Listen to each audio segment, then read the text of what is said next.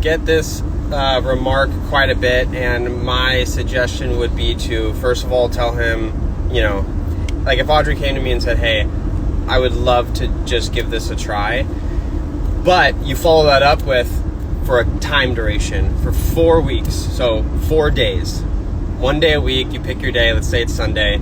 Hey, I'd really like to give this a try. Could you please give it 4 days and see what happens? If it's useful, maybe we can keep doing it. If it's not useful, we don't have to keep doing it. I just want 4 days. First of all, congratulations. If you've been married 25 years, you're probably doing something right. I would say absolutely. What better time to mix things up a bit, try out some new questions, be intentional in a different way. It's a very low cost to try to implement something that could be extremely beneficial going into your next 25. So I would say yes.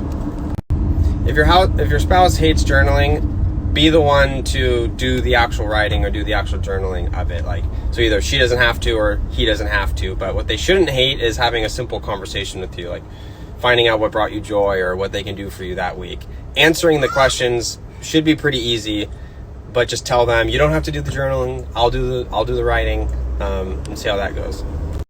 My thought here is it's not religious to communicate or want to talk with your spouse. So each week does start with a one-page thought, and those are written from a Christian perspective.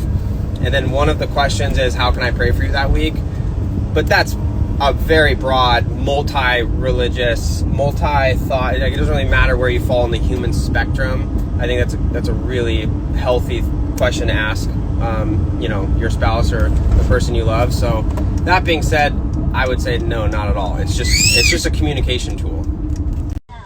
Again, I'm assuming you're talking about your husband, and give them framework, give them a timeline. Like, hey, I really would love to do this. Can we please do it for 4 weeks, which is 4 days, after church on Sunday? You could do it on the car ride home, like just while you're already locked in doing something. So work it into your life in a structured manner, and at the end of that time, you get to ask them, do you think this is helpful? Do you feel more connected? Are we more aligned? Are we operating better or not?